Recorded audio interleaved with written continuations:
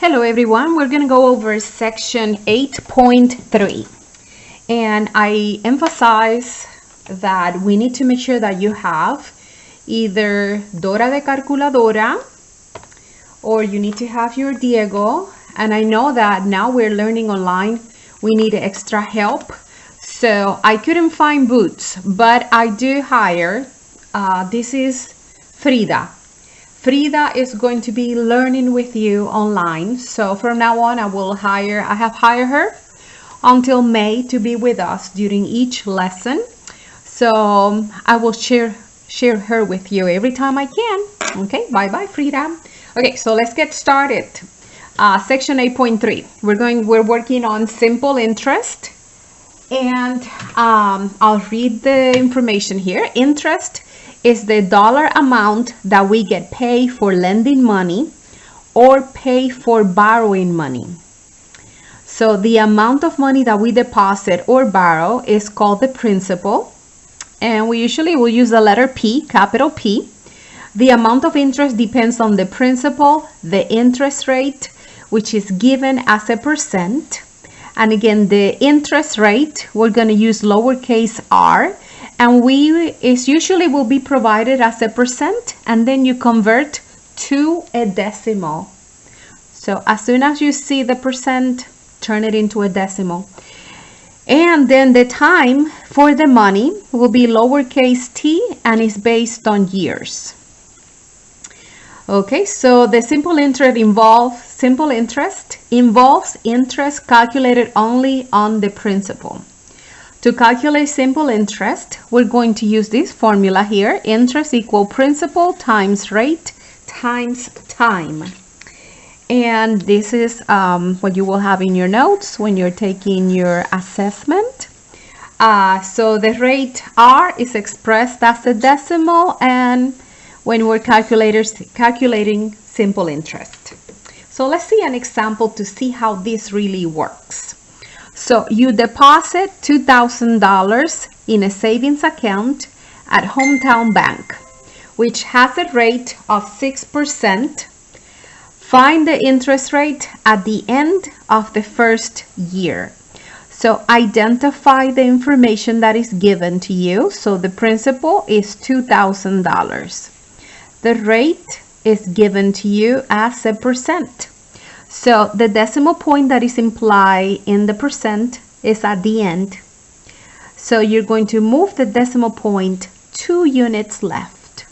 So that will give you 0.06 or 600th, which is a proper way to pronounce that. And the time, it says at the end of the first year, so it's at the end, so t equals 1. Again, 1 year. So we go back and look at the formula. Interest equals the principal times the rate times the time. We can use a dot, or we can use parentheses, or we can use the X. So interest equals $2,000 multiplied by the rate multiplied by the time. So we'll enter this in the calculator, and remember that the units are important. It's not 2,000 potatoes, it is $2,000. So 2,000, we'll first turn the calculator on, making sure that this is going to display. Look at Diego, he's doing such a good job. So it's $2,000 multiplied by 0.06 multiplied by 1. So the interest is $120, and since this money is in a bank account, that means that you will be earning after 1 year $120 in your bank account. So that's it for example 1. And here if we look at Frida, Frida is saying, this is so much fun. I have to manage her to make sure that she said yes. Okay, now example number 2. A student took out a simple interest loan for $1,800 for 2 years at a rate of 8% to purchase a car, a used car. Find the interest on the loan. So the principal, or the amount of money that you borrow, was $1,800. The time is 2 years, and the rate is 8%. that the decimal point is at the end, so we move 2 units left, so that's 0.08 or 8 hundredths. So we replace that into the formula principal times rate times time. So I chose to use parentheses just to expose you to different forms. So $1,800, then the rate, then the time. So interest equals, so we're going to clear the screen, and it's $1,800 multiplied by 0.08 multiplied by 2. So in this exercise, in this problem, it will cost you $288. That's the interest that you're paying, is how much it costs you to borrow the $1,800 for 2 years. So I always like to make my answers colorful. So we're using pink. And again, Frida is so excited to tell you that this is right. Don't look at her face. She seems to be saying no, but it is yes. Okay, so next page. We turn the page. So future value. So future value is another formula in this section. And I believe this is the last page in this section. So it is a fairly short section that we are working on. So the future value is the principal plus the interest. So this formula is the amount that you will have in the future. So a loan of, so the formula is, is amount equals the principal, and then in closing parentheses is quantity 1 plus the rate times the time. So the P is also known as the present value. So we identify the variables, and it says a loan that is of $1,060 has been made at 6.5% for 3 months. Find the loan's future value. So we're looking for A. A is the future value. So we do not have that amount. That is the unknown. So the principal is $1,060. Your rate, it is 6.5%. We will move the decimal point 2 units left. So this is 0.065, and the time is 3 months. But the years must be expressed, the time must be expressed in years. So it is 3 months out of 12 months that you have in a year.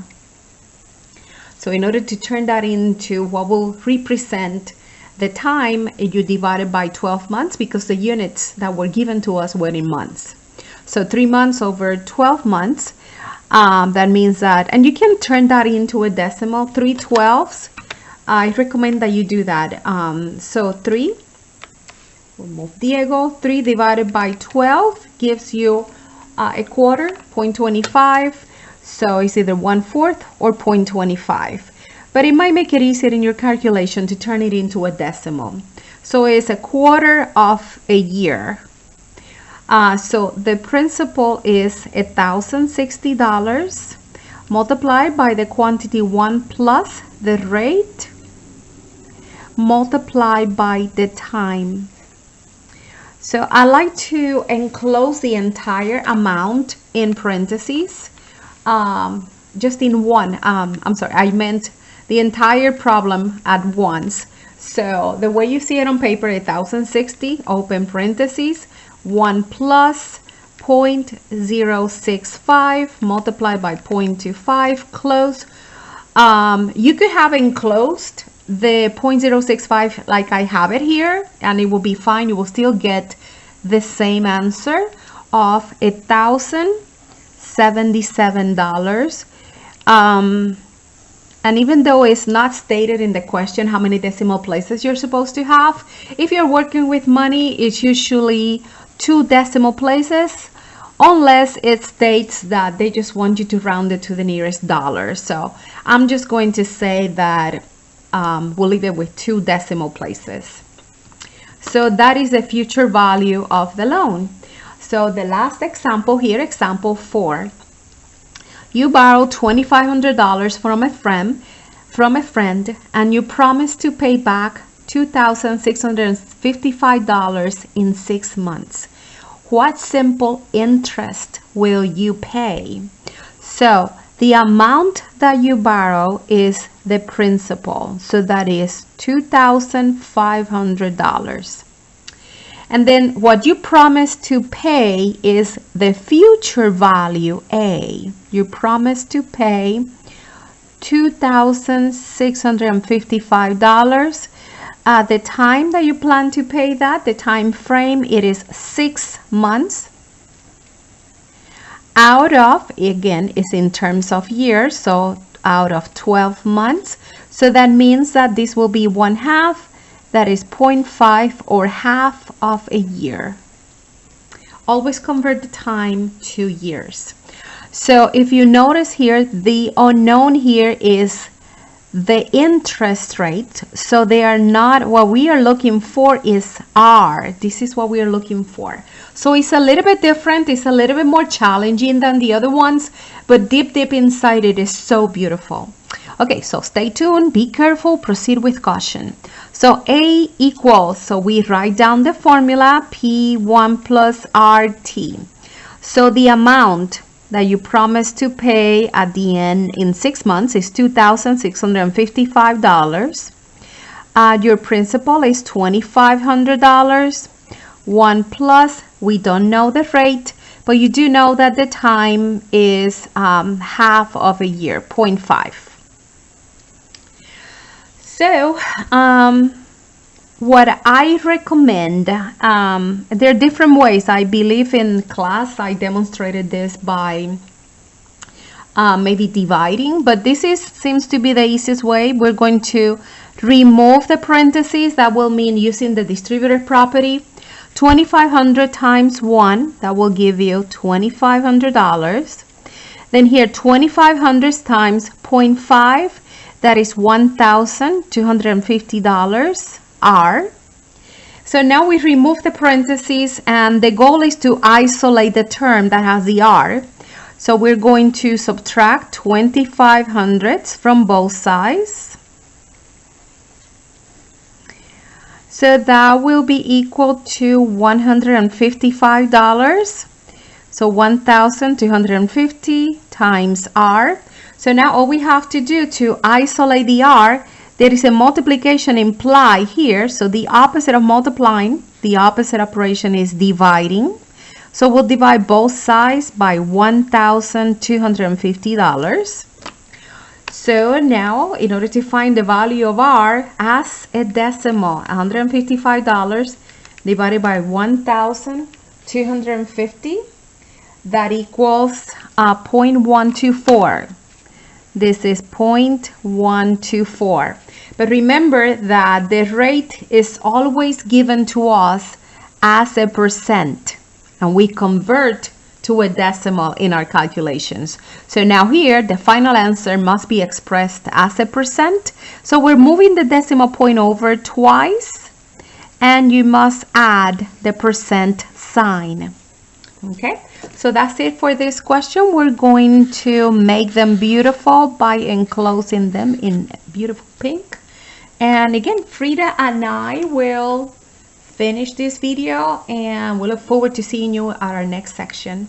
Thank you so much, and have a wonderful rest of your day.